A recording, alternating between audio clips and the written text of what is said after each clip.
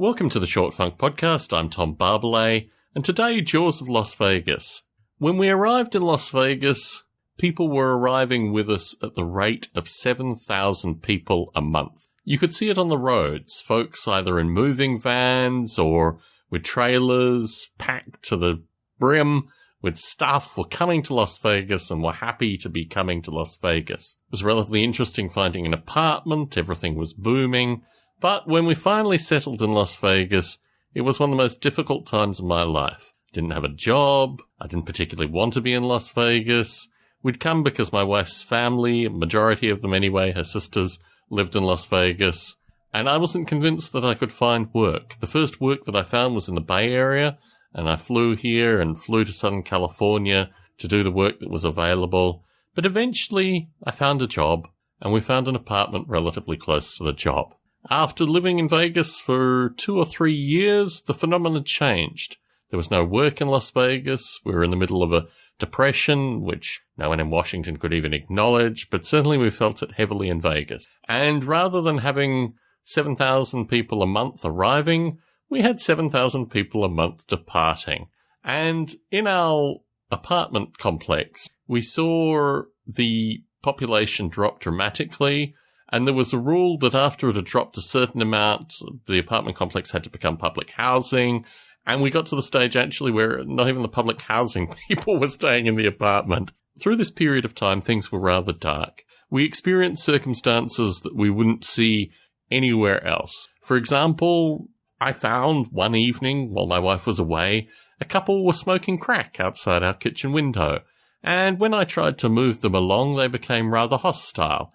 I called the police. It took the police more than 2 hours to show up, but that was our life in Vegas. The apartment opposite us was inhabited by an elderly lady and her grandson. She had a small dog, which was incredibly vicious. And I once, for some reason, I think we'd had a fire alarm or something, so all the people had to get out of their apartments, standing round, and got attacked by this little dog. I had been relatively polite to the woman in passing, this kind of stuff, smiling, what have you. But after the dog attack, I just kept my distance. And as it happened, her grandson had a bit of a posse that followed him around. He had like a baby Huey-like character, a few other flunkies that would just hang out. And we were all on a courtyard. They were opposite us in a courtyard in between. And eventually he'd sit in the window, and the window got smashed, and he'd just hang out, chatting with his flunkies in this courtyard. After a period of time, he got in trouble with the police. The baby Huey guy was arrested, he was dealing drugs in the community, and we all had a sense that this was a troubled family for whatever reason. Eventually, Las Vegas SWAT turned up, and this was particularly curious because they were all kind of hefty dudes wearing body armor and stuff, and we knew it had to be something drug-related or some nonsense. As you do, we kind of stood away from our window looking out on this, so we didn't look like we were actually peering, but we both were, to watch what was going on with this event. And the SWAT team went in, they did all the usual, SWAT and all the usual stuff where they say that they're coming in.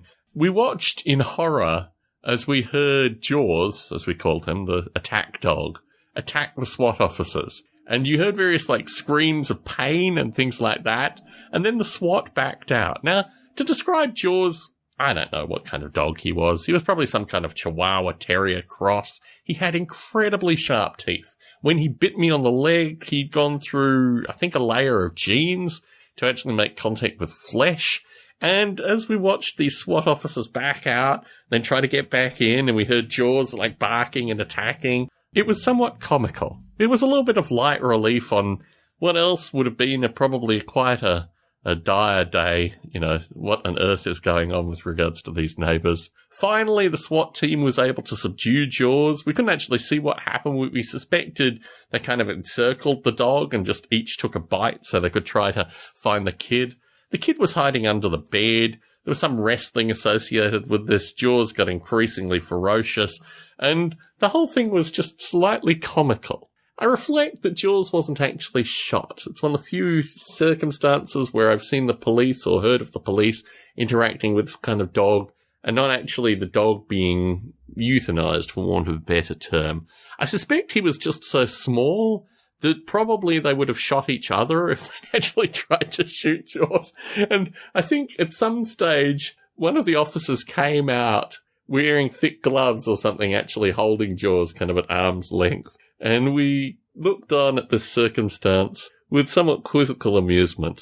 The family, I think, was evicted following this. It was a very strange apartment complex. And when we finally left, it appeared that there'd been some kind of surveillance on us and our property, and there was some curiosity associated with our deceased dog. It was all too bizarre for me, and I just kind of thanked them, took the little bit of deposit back, and left quite comfortably.